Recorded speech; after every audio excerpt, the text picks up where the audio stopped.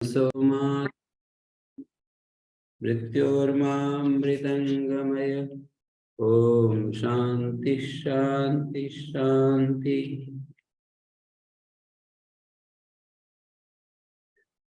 पातंजल योग शास्त्र, उसकी ये 26वीं कक्षा है। वृत्तियों के बारे में हमने देखा। स्मृति वृत्ति और प्रत्यक्ष वृत्ति में क्या भेद है, इसको समझाया गया कि ग्रहणाकार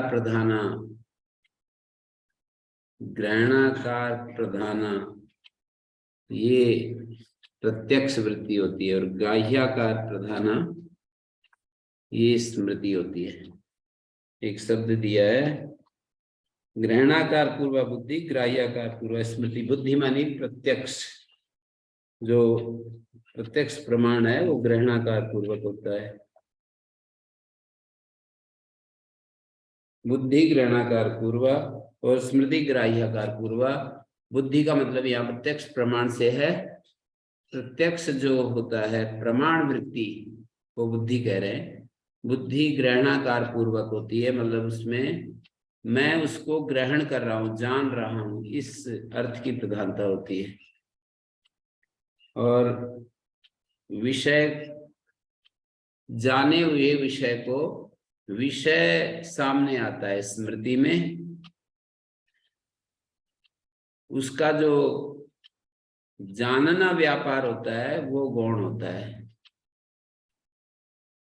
बुद्धि मानी प्रत्यक्ष वृत्ति में ग्रहण की प्रधानता होती है, ग्रहण स्वरूप की प्रधानता होती है, और स्मृति में ग्राह्य स्वरूप की प्रधानता होती है। ग्राह्य का मतलब विषय स्वरूप की प्रधानता होती है। तो ये, इसमें किसी का कुछ प्रश्न हो तो रखा जा सकता है। ये पांचों ही वृत्तियां क्लेश, सुख दुख मोह पूर्वक होती हैं, और पांचों वृत्तियों में सुख दुख और मोह होता है, और ये इसलिए इनको रोकना होता है। जो अक्लिष्ट वृत्तियां हैं उनको रोकने की बात नहीं कही, क्लिष्ट वृत्तियों को निरोध की बात कही गई है। उनको निरोध का मतलब उनकी तरफ, उन पर संयम करना, प्रभुत्व करना, अपनी इच्छा के बिना उनको चित्त पटल पर परमिशन न देना।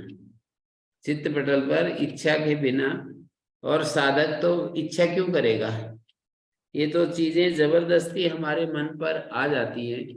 और मन पर क्या आ जाती है कि उनको आप बार बार अभ्यास किया है तो फिर आती रहती है। बार बार जिस चीज का अभ्यास करते हैं वो हमारे लिए सहज हो जाती है। तो आज तक अनंत जन्मों में हमने जो किया है वो यही किया है कि इन्हीं इंद्रिय विषयों को भोगा है, संपत्ति इकट्ठी की है, साधन इकट्ठे किए हैं, सम्मान प्राप्त किया है। ज्ञान, अकेले होने का जो कॉन्सेप्ट है उस पर थोड़ा सा भी ध्यान नहीं दिया गया है। निष्कामता, असंगता और निर्वैरता, निष्प्रियता, इस तरफ हमारा ध्यान नहीं गया है।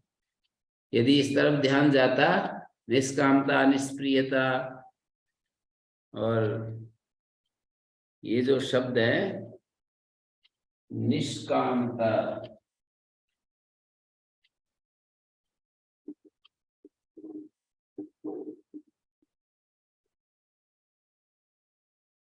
निष्कामता,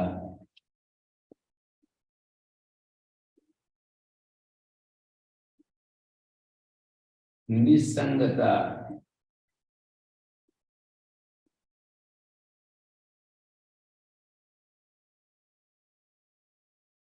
निर्वैरता,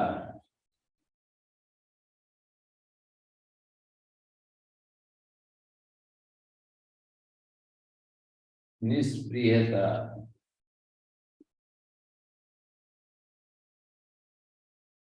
निष्प्रियता,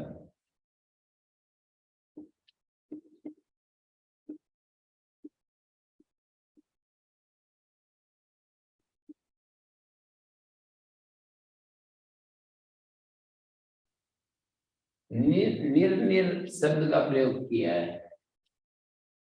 इस रे को श हो गया, यहाँ विसर्ग हो गया, यहाँ भी विसर्ग हो गया, यहाँ निर्वयता, निसंगता, असंगता, निसंगता, निष्कामता, संगरहितता, निसंगता, संगरहितता, निष्कामता, काम रहितता, निर्वयता, वैर रहितता और निष्प्रियता, स्पृहा रहितता।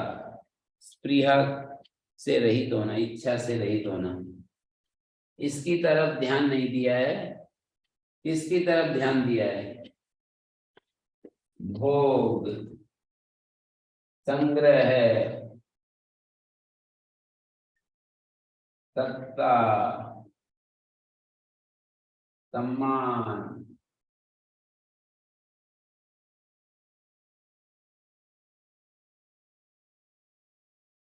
प्रतिशोध,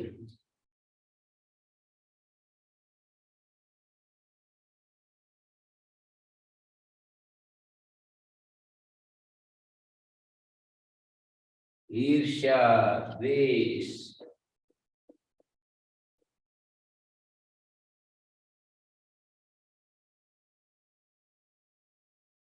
लोभ,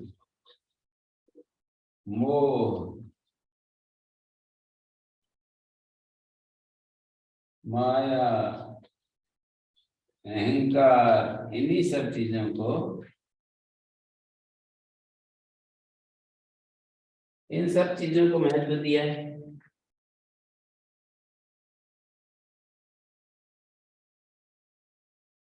ये जो हैं, ये अक्लिष्ट वृत्ति का वो फील्ड है, रूट है जो है, ये अक्लिष्ट वृत्तियों वाला रूट है जो कि भगवान की तरफ जा रहा है, और ये रूट संसार की तरफ जा रहा है।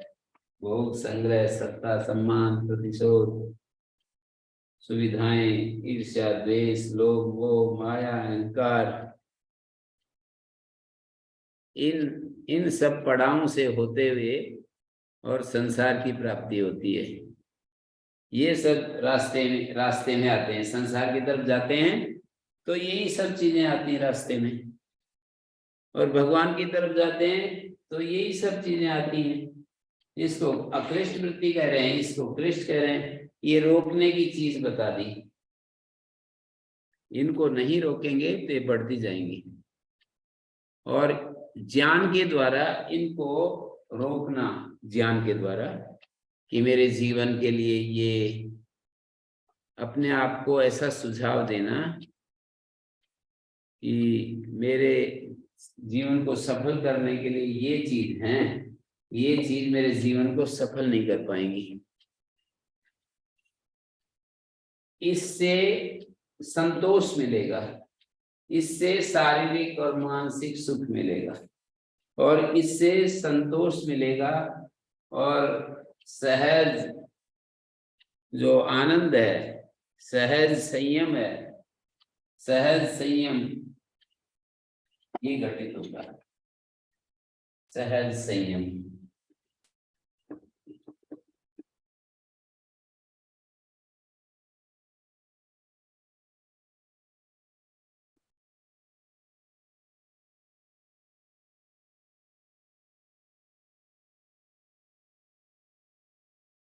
सद्विवेक,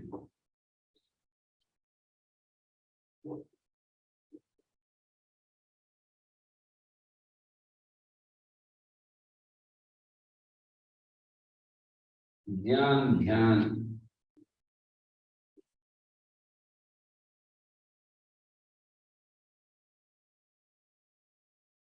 ये दो रास्ते हैं। हमें निश्चय करना है कौन से रूट से जाना है, किधर जाना है, कहाँ लक्ष्य बनाया है। संसार लक्ष्य है तो फिर ठीक है वो रास्ता। हमको किसी ने कष्ट दिया है तो प्रतिशोध का भाव लेकर के उसको देंगे वापस कष्ट। प्रतिशोध मानी बदला। हमको किसी ने कष्ट दिया तो हम भी उसको फिर कष्ट देंगे। ये संसार का रास्ता है।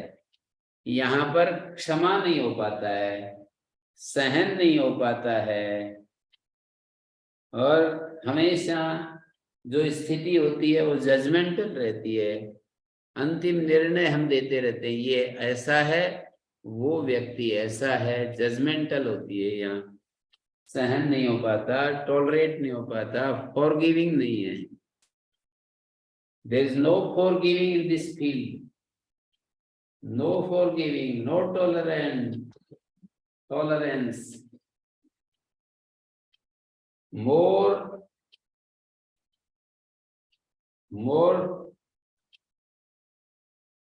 जब हमारे जीवन में मोर टॉलरेंस और मोर फॉरगिविंग होता है और लेस जजमेंटल होता है, तो हैप्पी लाइफ शुरू हो जाती है, ऐसा कहते हैं महापुरुष। लेस जजमेंटल होते हैं तो हैप्पी लाइफ शुरू हो जाती है। तो हैप्पी लाइफ के लिए तो ये सब चीजें, और संघर्ष और भौतिक सुविधाएं, सुख सम्मान संपत्ति, ये सब चाहिए तो संघर्ष करो, दूसरे को पीछे धकेलो, स्वयं आगे बढ़ो, ऐसा ऐसा रास्ता है। सब जो है, सभी लोग इस रास्ते के लिए वो नहीं है, उनको एंट्रेंस एग्जाम में ही फेल हो जाते हैं। इस रास्ते में चलने के लिए एंट्रेंस पास नहीं होता है, फिर मेन में कैसे बैठेंगे, मेन एग्जाम में कैसे बैठेंगे।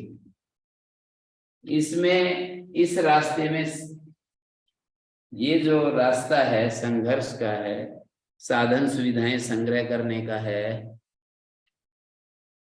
ये सब उसमें मिलते हैं रास्ते में, सारी चीजें। तो ये रास्ता जो है वृत्तियों का है, ये रास्ता एकाग्रता का है। ये वृत्तियां अनेक अनेक वृत्तियां बढ़ती रहती हैं, कभी कुछ कभी कुछ, वृत्तियों का साम्राज्य रहता है। कभी एक वृत्ति, कभी दूसरी वृत्ति, कभी तीसरी वृत्ति, ऐसे ही चलती रहती हैं। ये स्वाधीनता का रास्ता है, ये पराधीनता का रास्ता है। इसमें भय बना रहता है, ये निर्भयता का रास्ता है। यहाँ पर निर्भयता होती है, यहाँ हमेशा भय बना रहता है।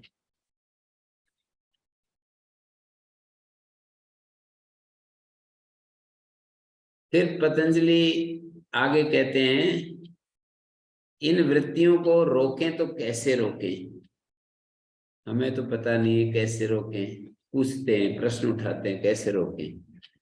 तो कहते हैं कि नहीं, आपको सबसे पहले निर्णय करना पड़ेगा कि मैं किस रास्ते का आदमी हूं, मैं किस रूट में से निकलना चाहता हूं, और टारगेट क्या है। रूट ये रास्ते के माइलस्टोन है, ये इधर के माइलस्टोन है।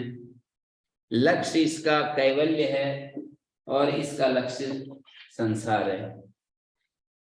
संसार जब लक्ष्य होता है तो वहां पर जो माइलस्टोन काम करते हैं वो यही करेंगे। भोग, संग्रह, सत्ता, सम्मान, प्रतिशोध, भय, संघर्ष, दूसरे को पैर खींचना, धक्का देना और जल्दी से आगे बढ़ना। धक्का पेल जैसे गाड़ी में, बस में सवार करते हैं, सवारी करते हैं ना लोग, कहीं भी क्यू में खड़े होते हैं, फिर जैसे धक्का पेल होती है। भारत को छोड़कर शायद कम होती हो दूसरे देशों में, पर यूरोप में तो बिल्कुल ही नहीं होती ऐसी धक्का पेल। बहुत सारा उन्होंने भोग का रास्ता अपनाया, फिर भी कुछ नियम रखे हैं, सख्त नियम, कि भाई दूसरों की स्वतंत्रता भंग नहीं होनी चाहिए, दूसरों को दिक्कत पैदा नहीं होनी चाहिए हमारे से। उन्होंने ये रास्ता, तो हमेशा भय की स्थिति बनी रहती है इसमें, भोग के मार्ग में। क्योंकि एक से एक ने कितना भी कमाया, उसके आगे निकलने वाला कोई ना कोई आ ही जाता है। इसमें आगे पीछे कुछ नहीं है। इसमें तो स्वल्पोप्यस्य धर्मस्य त्रायते महतो भयात्, ऐसा कहा है भगवान ने, कि स्वल्प आचरण भी महान भय से मुक्ति दिला देता है।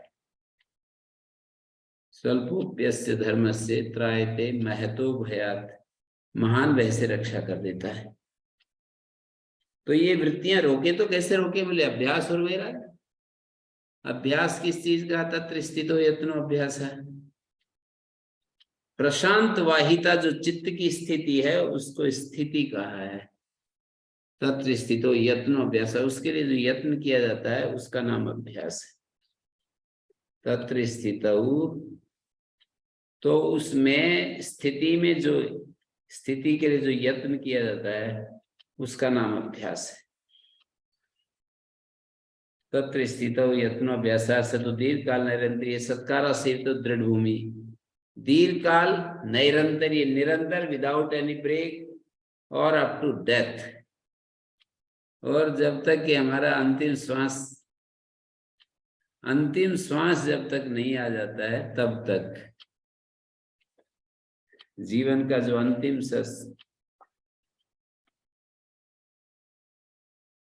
कमा ले धर्म धन प्यारे, सफर में काम आएगा, शांति होगी परम भ्रांति मिट जाएगी, पाप तापों का अवसान हो जाएगा। ऐसे ऐसे बोलते हैं भजन बनाने वाले। तो कितना भी इस बारे में सोचे, ये तो क्लियर हो गया कि हमें एक तरफ होना पड़ता है।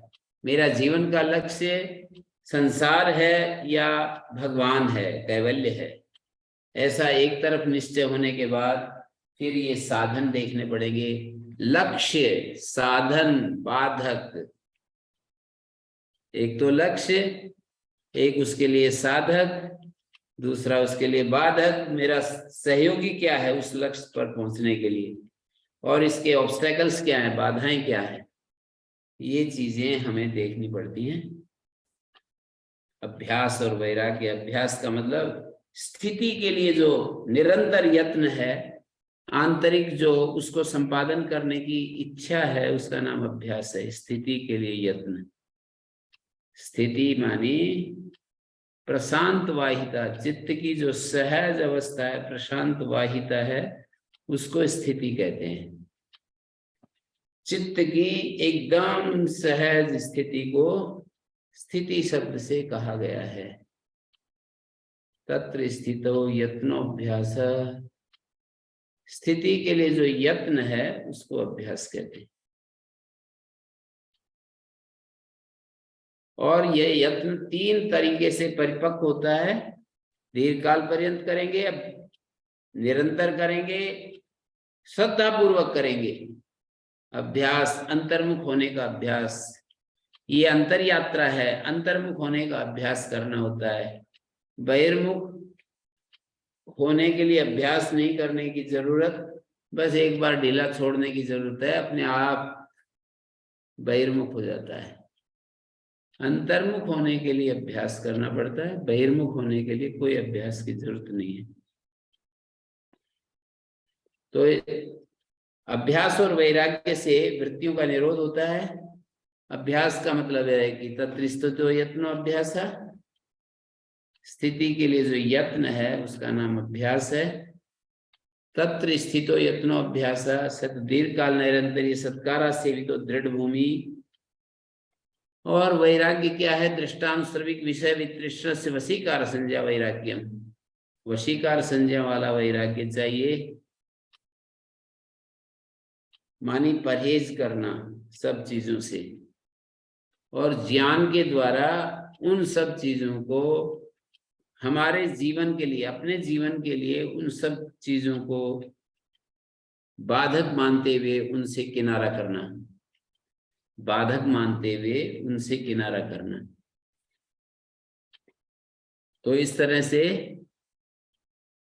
माने दृष्ट और अनुश्रविक जो विषय होते हैं, 2 तरह के विषय होते हैं। जो इस संसार में हम देखते हैं वो दृष्ट विषय होते हैं, और देखना और अनुश्रविक विषय जो सुनते हैं, जिनके बारे में हमने अवधारणा नहीं बनाई, पर उनके बारे में सुनते हैं कि ऐसे ऐसे विषय शुभ होते हैं, ऐसा ऐसा होता है।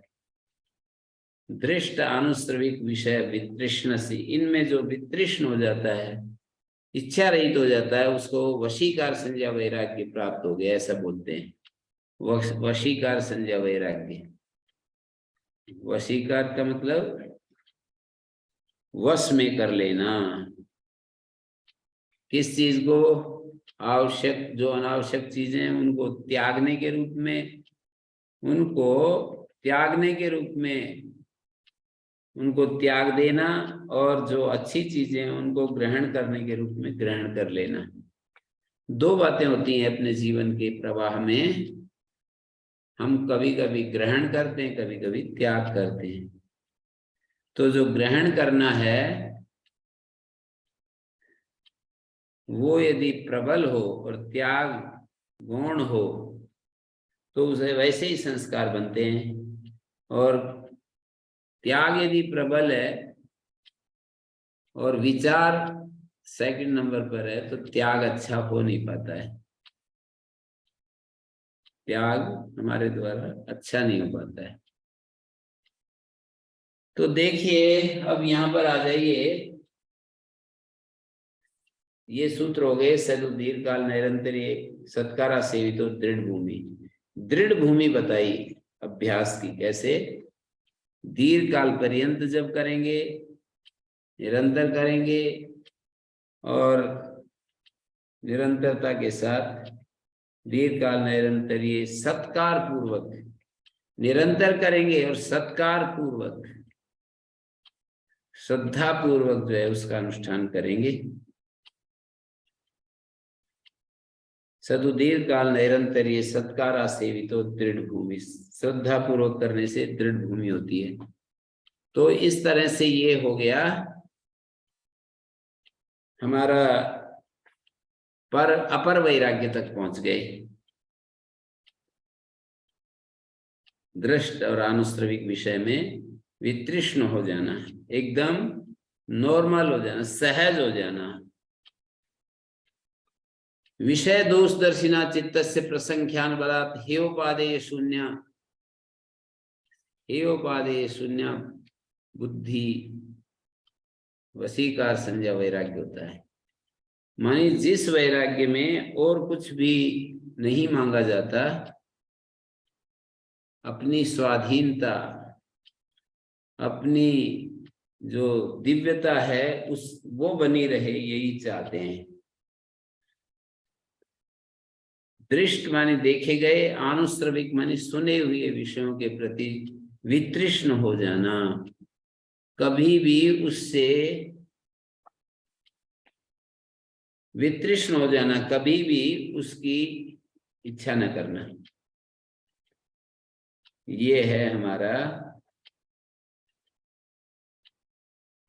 ये सामान्य हमारे साधक के लिए जो करने योग्य रास्ता है, साफ करने योग्य रास्ता, वो बताया है। देखे गए सुने हुए विषयों के प्रति कन्फर्म हो जाना कि ये मेरे रास्ते की चीज नहीं है। जैसे कोई शराब पीता है और दूसरा नहीं पीता, तो वो यही कहेगा ना, मेरे मार्ग की चीज नहीं है, मेरे रास्ते की चीज नहीं है। ये तो इन्हीं लोगों के लिए है जो सेंसलेस होकर जीते हैं, जो एकदम बेहोश जीवन जीते हैं, उन लोगों के लिए है ये सब। दृष्टानुश्रविक विषय वितृष्ण से वशीकार संज्ञा वैराग्यम। वशीकार संज्ञा ये कहती है कि तीन, इससे पहले और भी स्थिति होती है। वशीकार ये बतलाता है यतमान, एक यतमान अवस्था होती है, यतमान, जिसमें हम कोशिश कर रहे होते हैं। यतमान एक व्यतिरेक,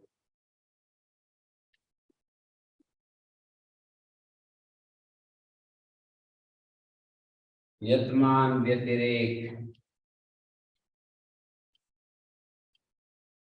एक इंद्रिय,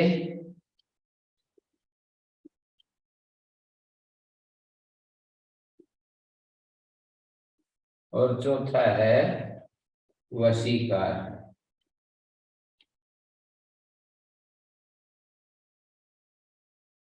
ये चार शब्द दिख रहे हैं, नहीं दिख रहे बताओ।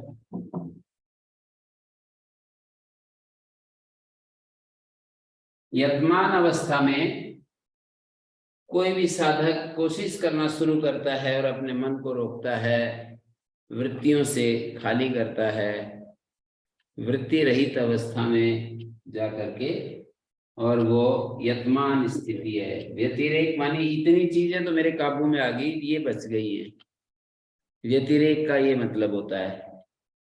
और एकेंद्रिय बाहर से तो नॉर्मल हो जाता है आदमी, पर मन में एक छोटी सी हल्की सी सुख का आकर्षण, उनमें उन चीजों में सुख का आकर्षण बच जाता है, उसको एकेंद्रिय कहते हैं। और वशीकार संज्ञा वो होती है कि अपने चित्त को सहज कर लेना, वशीकार सहज कर लेना। और कोई यदि भूतकाल में किसी प्रकार का आचरण हो गया जिसको व्यक्ति स्वयं ही याद करके पश्चाताप करता है, स्वयं ही उसको स्वयं को ही अच्छा नहीं लगता है, वो जो स्थिति है, जैसे मैंने कहा कि निर्णय पहली चीज है, तो हमें निर्णय करना पड़ेगा कि मैं इस प्रकार की चीजें दूसरों से ले सकता हूँ और मैं क्या चीज नहीं ले सकता हूँ, उसका एक निश्चय करना पड़ेगा साधक को। ये तो मेरे ये वस्तु तो मैं लूंगा, इसके बाद मैं नहीं लूंगा, इस तरह भी चलता है जीवन में। तो वशीकार संज्ञा, इसको अपर वैराग्य कहते हैं। वशीकार संज्ञा वैराग्य को अपर वैराग्य कहते हैं। एक पर वैराग्य होता है, अपर वैराग्य।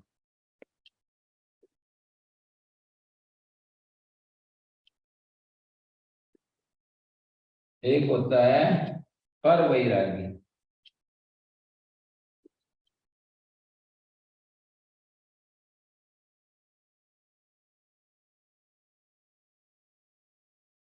पर वैराग्य का मतलब है हमारे पास जो बुद्धि और करण इत्यादि साधन होते हैं, उन साधनों से वैराग्य को पर वैराग्य कह रहे हैं।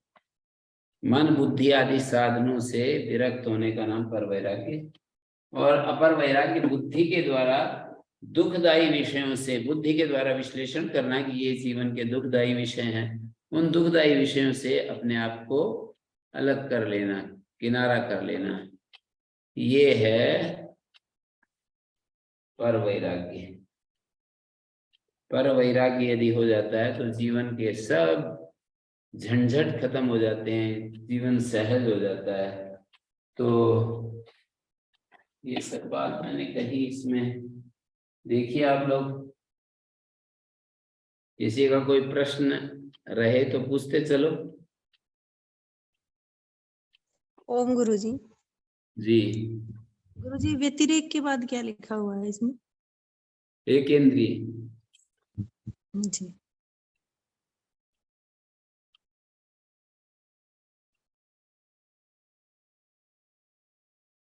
और गुरुजी जो अभ्यास है, तो अभ्यास का मतलब मन को एकाग्र करने का जो अभ्यास है वो है, या दिन में यम नियमों का अभ्यास भी अभ्यास कहलाए? वो तो यहाँ पर इस प्रसंग में तो ये थोड़ा उच्च उच्च स्थिति का साधक है ना, तो इसलिए अभ्यास का मतलब वृत्ति निरोध। अभ्यास का मतलब आत्मा में वो तो परिभाषा दे दी ना, तत्र स्थितो यत्नो अभ्यास। स्थिति का मतलब है प्रशांत वाहिता, चित्त में कोई वृत्ति नहीं है, इसको नाम स्थिति दिया। उसको टारगेट बनाकर अपने चित्त को यत्न के साथ, अपने चित्त में यत्न आरंभ कर देना, आंतरिक यत्न आरंभ कर देना स्थिति के लिए। स्थिति माने प्रशांत वाहिता। प्रशांत वाहिता माने चित्त में कोई वृत्ति ना रहे, बिल्कुल एकदम शांत हो जाए, समुद्र जैसा, गहरा पानी जैसे शांत होता है, ऐसे हो जाना। गहराई में जैसे समुद्र की स्थिति है, ऊपर ऊपर तो विक्षेप है, विक्षोभ है, चंचलता है, लहरें हैं, पर अंदर थोड़ी लहरें हैं। 1 मील नीचे चले जाएंगे, कहाँ लहरें हैं वहां, एकदम शांत स्थिति है। तो गुरुजी वहां नीचे जो पानी है वो इधर उधर नहीं जाता, वो एक वैसा का वैसा रहता है हमेशा? ऐसा सुनते हैं। बाकी आपको जो मिले उनसे, जो आपके स्कूल में कॉलेज में जो टीचर्स हैं, जो विशेष ज्ञान रखते हैं, उनके सामने भी चर्चा करके देखा जा सकता है कि 1 किलोमीटर नीचे समुद्र की क्या स्थिति है, वहां भी हलचल है या बिल्कुल एकदम शांति है। जी।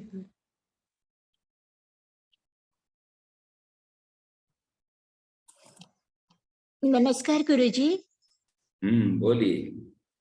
ये जो वशीकार संज्ञा के जो ये 4 स्टेजेस है ना, इन्हें एक और बार समझा दीजिए। जब आप वैराग्य के लिए अपनी बुद्धि में विषयों में दोष दर्शन शुरू कर देते हैं, विषयों में दोष देखना शुरू कर देते हैं, दुख देखना शुरू कर देते हैं, तो यतमान वैराग्य की स्थिति है। विषयों में सुख देखना और विषयों में मजा देखना, ये तो राग है। और विषयों में दोष देखना, दुख देखना, ये यतमान वैराग्य है। यहां से स्टार्ट होता है विषयों में दोष देखना, दुख देखना।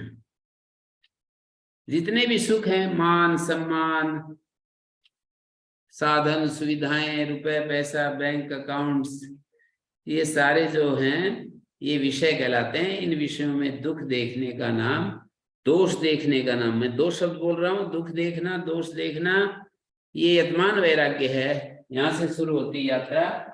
व्यतिरेक का मतलब मेरे सामने जो विषय है, जैसे 5 इंद्रिय विषय हैं, किसी किसी का मन रूप में ज्यादा फंसा रहता है, किसी का स्पर्श इंद्रिय में, किसी व्यक्ति का भोजन में फंसा रहता है, किसी का गाने सुनने में बहुत ही हमेशा कान में ईयरफोन लगा रहता है, घूमते समय भी ईयरफोन ही चलता रहता है, तो किसी का नासिका गंध, तरह तरह के गंध चाहिए। एक एक 5 इंद्रिय विषय हैं।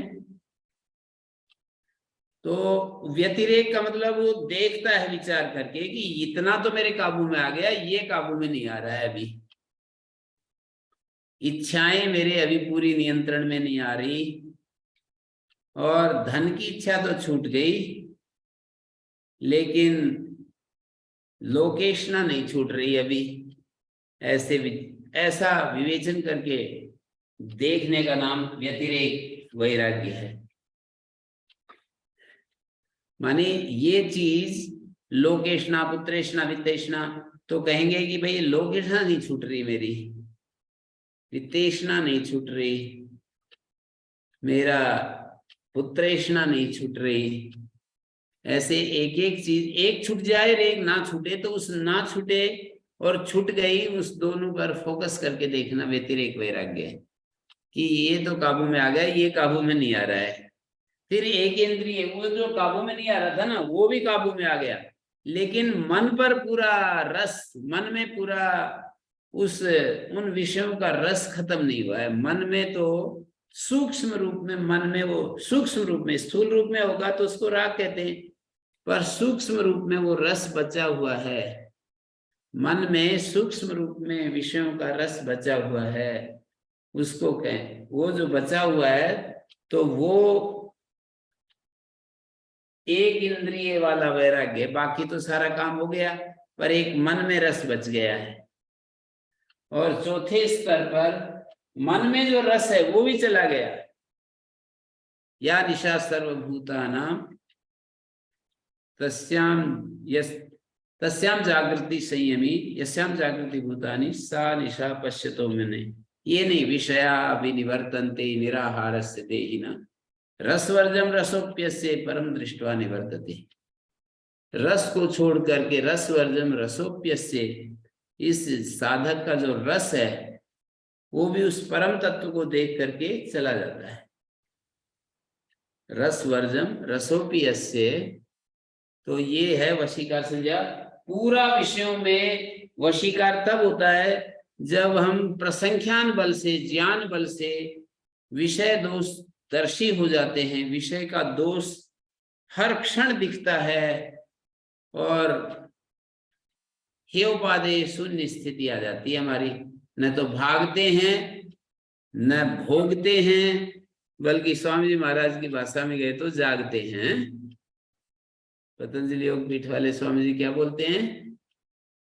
भोगो न भागो पर जागो।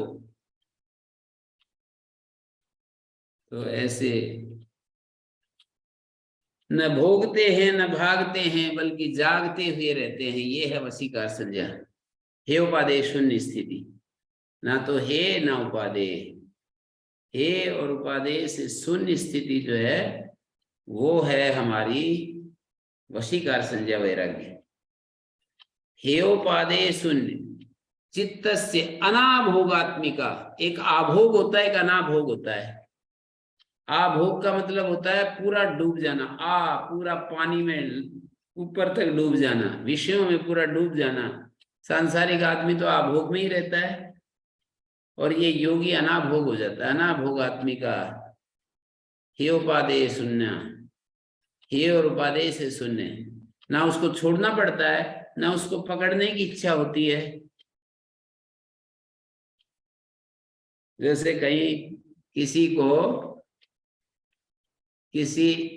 को छूने की इच्छा हो, किसी को छूने की, बस में या ट्रेन में बैठे हुए हों, किसी को छूने की इच्छा हो तो वो अपने आप को ढीला छोड़ देता है, और कोई बचना चाहता है तो अपने को थोड़ा बचा करके रहता है कि छू ना जाए। तो पूर्ण अपूर्णता है ना दोनों में ही। कोई व्यक्ति अपने बहन के पास बैठा है, अपनी सहोदरी छोटी बहन के पास या बड़ी बहन के पास बैठा है, तो उसको विचार ही नहीं आता ना कि मेरे को बच करके रहना है या मेरे को छूना है, दोनों ही बात नहीं आती। तो उस स्थिति को कहते हैं वशीकार वैराग्य। पता भी नहीं, संसार के विषय ऐसे रहते हैं कि जैसे छोटे बालक के लिए वो तो उसमें मैच्योरिटी नहीं है, विषयों को वो समझ नहीं रहा है, अज्ञान है, अंधकार है, और अंधकार के कारण से वो उसमें मैच्योरिटी नहीं आई है, विषयों के सुख को वो देख नहीं पा रहा है। तो वो तो मैंने दृष्टांत दिया, बच्चे की तरह जानते हुए और उनसे विरक्त हो जाना। बच्चा जैसे विरक्त होता है, बच्चे में कहाँ किसी प्रकार का मोह सुख दुख की इच्छा नहीं होती है। सामान्य रूप से माँ ही उसके लिए सर्वोत्तम सुख है, या माँ का दूध ही सब कुछ है उसके लिए, और बाकी तो उसका कुछ भी नहीं है। तो ये वशीकार वैराग्य। हाँ बोलिए जी स्मिता जी। गुरु जी, ये जो अभी आप कह रहे थे ना, तो उसमें तो सजगता रहेगी। एक बच्चे की स्थिति तो अलग होती है, लेकिन एक वृद्ध व्यक्ति भी है, वो सजगता के साथ ये अनाभोग की स्थिति में कैसे रहेगा, इसे स्पष्ट कर दीजिए।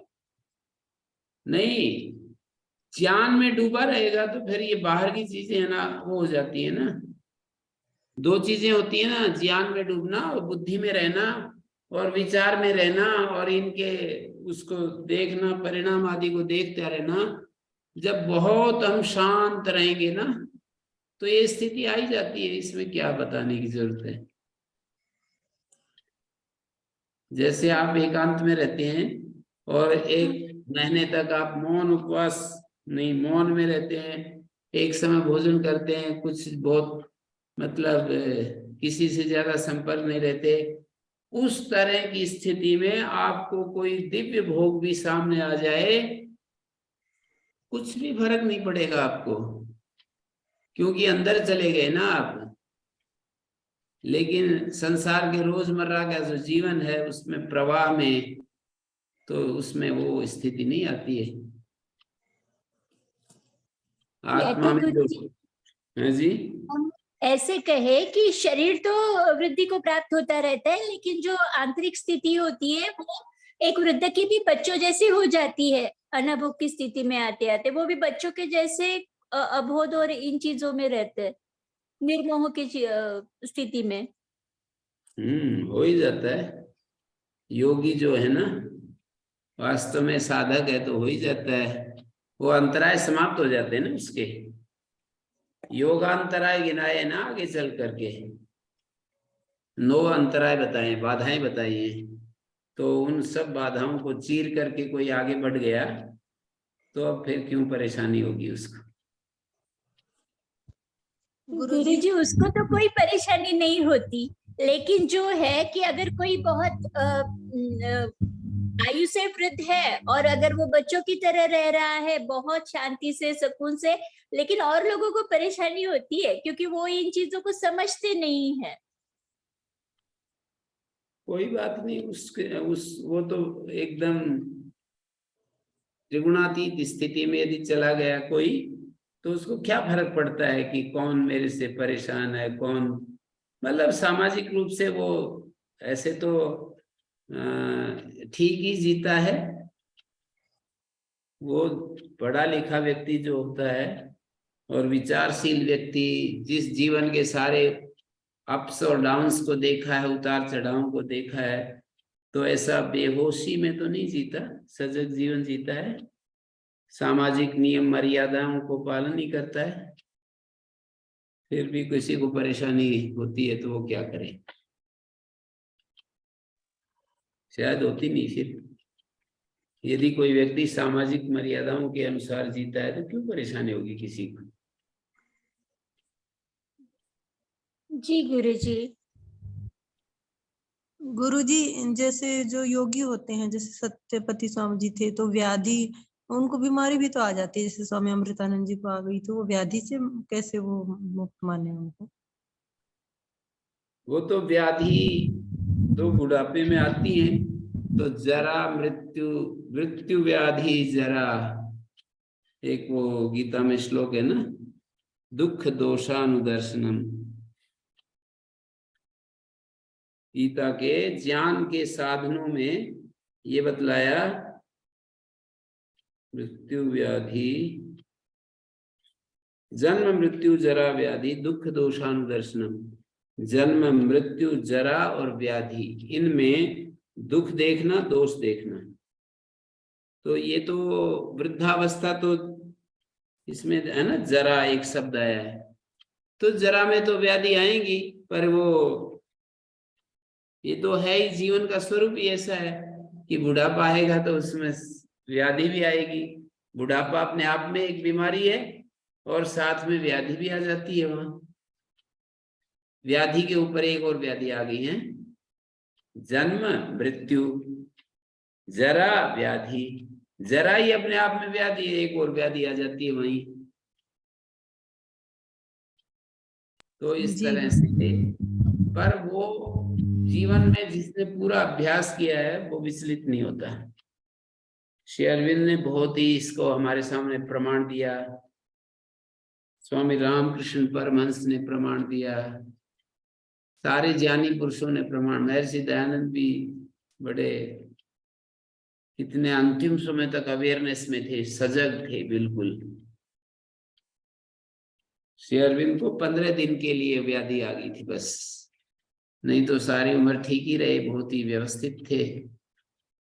आखिरी 15 दिन कोई ना कोई बहाना तो होता ही है जाने का। भोग जब प्रारब्ध पूरा हो जाता है तो कुछ ना कुछ घटना तो घटेगी जाने के नाम से, तो शरीर जो है वो हो गया। ऐसे तो कैसे जाएगा अब, सही सही मैं चलता फिरता, ऐसे मैं इस शरीर को कैसे छोड़ूंगा, कोई तो बहाना होता ही है। तो उन्होंने किडनी खराब होगी उनकी, किडनी, और किडनी खराब होती है तो बहुत भयानक भयानक रूप से वो होता है, सारे शरीर में विष बन जाता है। लेकिन वो तो प्रशांत महासागर की तरह थे, लोग, देखने वाले डॉक्टर भी आश्चर्यचकित, अचंभे में पड़ जाते थे। और उन्होंने डॉक्टर ने जब ये कहा कि बहुत ही ये तो पीड़ाजनक स्थिति है, तो श्री अरविंद ने कहा कि नहीं, मनुष्य का ये सामर्थ्य है कि वो इससे पार जा सकता है।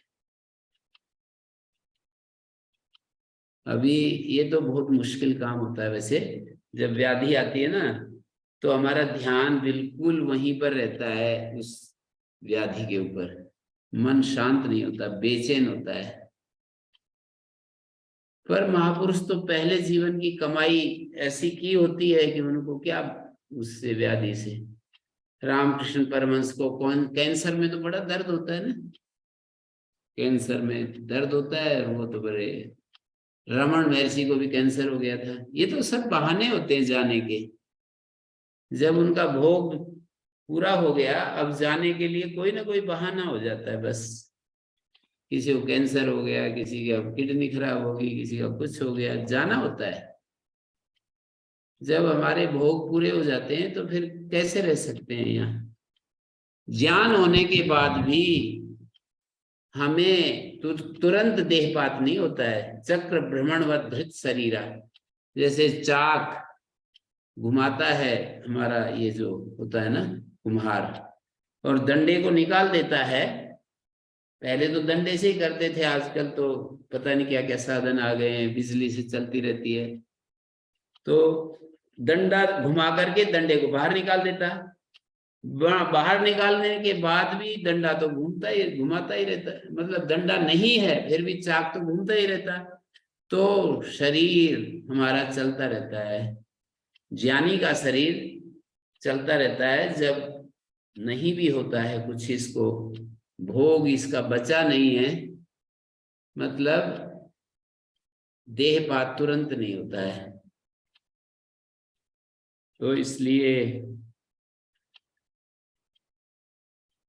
ये देखिए कि ज्ञानी लोग रोग की स्थिति में भी ज्ञानी बने रहते हैं या सामान्य आदमी की तरह कराते हैं, शिकायत करते हैं। तो आपको मिलेगा कि शिकायत खत्म हो जाती है उनके जीवन में और शांति बनी रहती है। आजकल एक वो स्वामी जी का यूट्यूब पर आता है ना, स्वामी वृंदावन में प्रेमानंद जी या प्रेम, ऐसा कुछ नाम है। 10 साल से, कितने साल से रोज डायलिसिस होता है, तीसरे दिन डायलिसिस होता है शायद। 10 साल से किडनी खराब है, दोनों किडनी खराब है। भारतीय क्रिकेट टीम के कप्तान भी उनसे मिलने के लिए गए हैं, अभी वीडियो वायरल हो रहा था। तो वो जो है सुना रहे थे कि ये तो दैवी कृपा से जो है ना शरीर चल रहा है, दैवी विधान से चल रहा है। हमारे तो अपना कुछ हाथ में नहीं है, चल रहा है। तो इतनी प्रसन्न अवस्था में रहते हैं और किडनी भी फेल है और अपना वो भी काम चल रहा है, और बस। तो ये है महिमा इसकी साधना की। जो सच्चे साधक होते हैं उनकी ये है महिमा।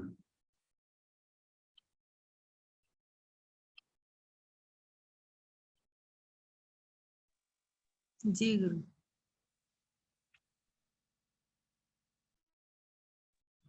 हाँ जी, और नमस्ते जी। बोलिए।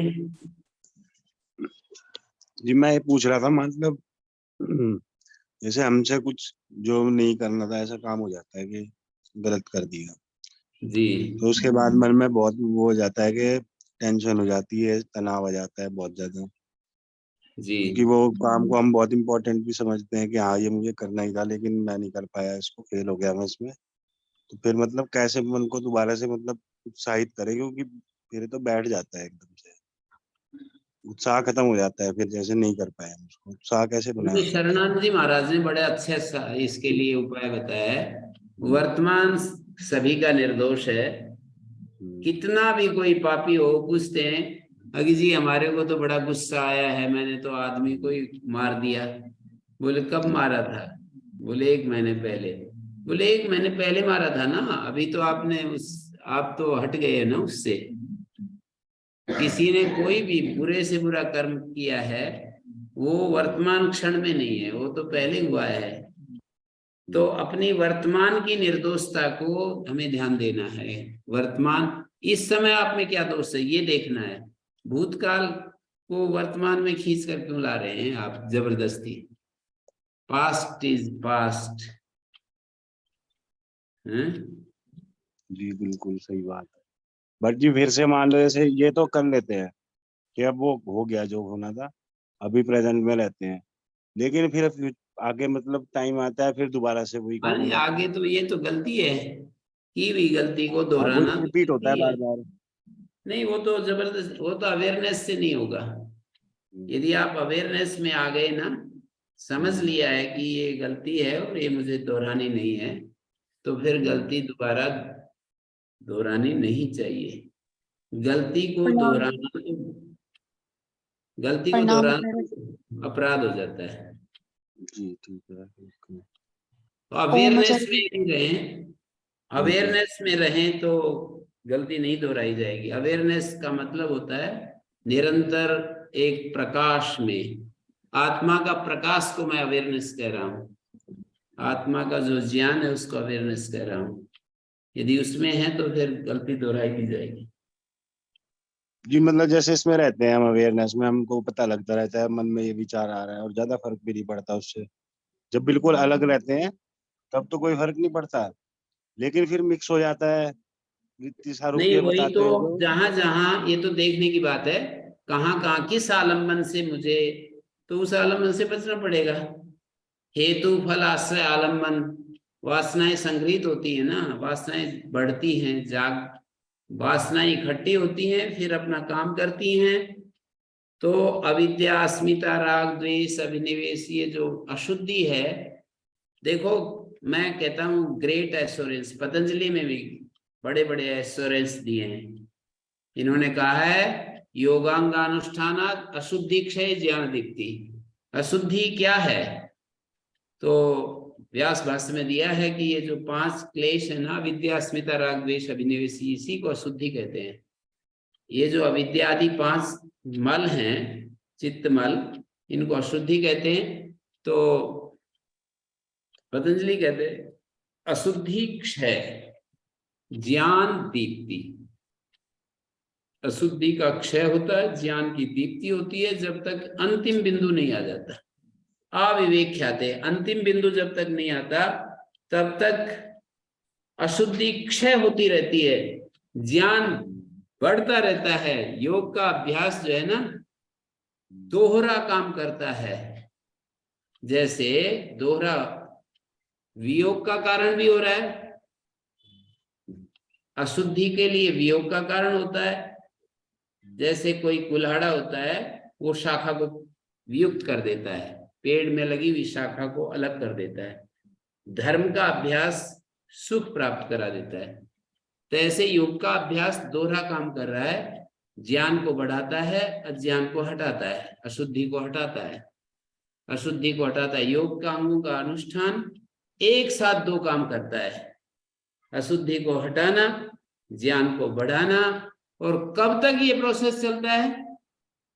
कब तक ये प्रोसेस चलता है? तो कहते हैं जब तक अंतिम क्षण नहीं आ जाता, विवेक ख्याति, अंतिम विवेक ख्याति, अंतिम जिसको हानोपाय कहते हैं, वो जब तक नहीं आ जाता। और जी मतलब ग्रेट जैसे एश्योरेंस। ये आपने जो बताया अभी के 8 अंग वाला, तो इसमें जैसे ध्यान बताया है और स्वाध्याय में प्रणव का जब भी बताया है, तो मतलब हम कर सकते हैं, ऐसा तो नहीं है इसमें कोई कि हम लोग कर नहीं सकते, घर पे रहते हैं हम लोग।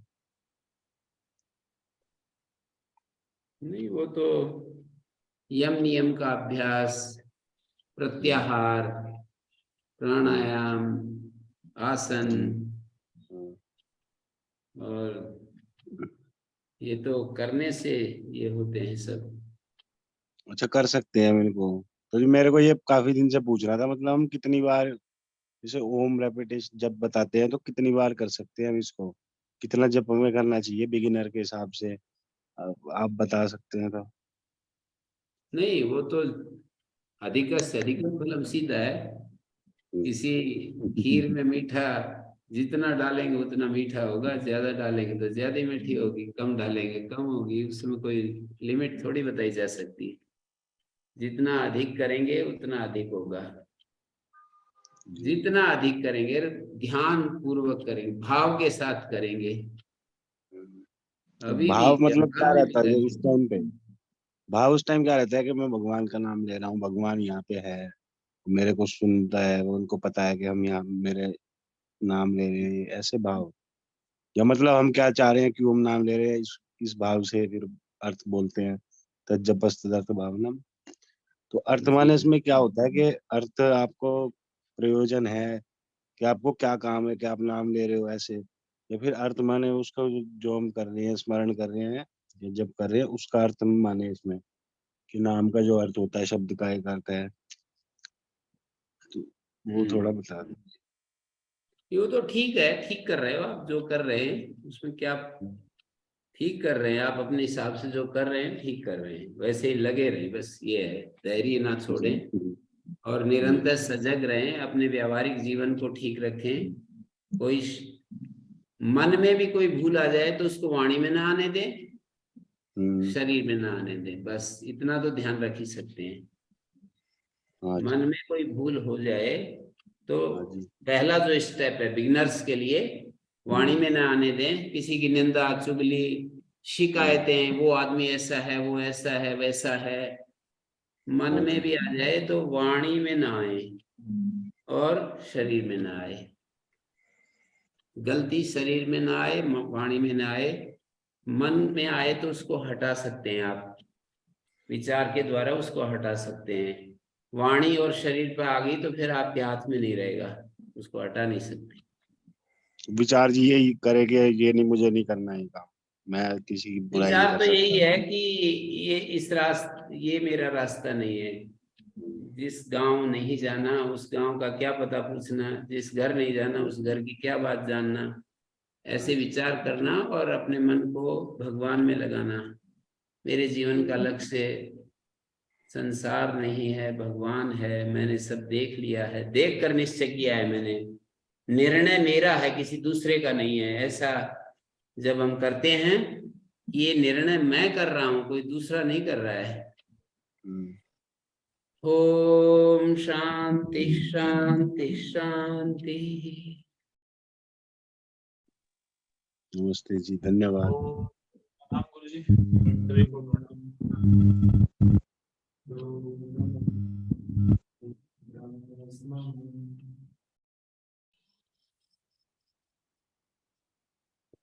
प्रणाम गुरुजी।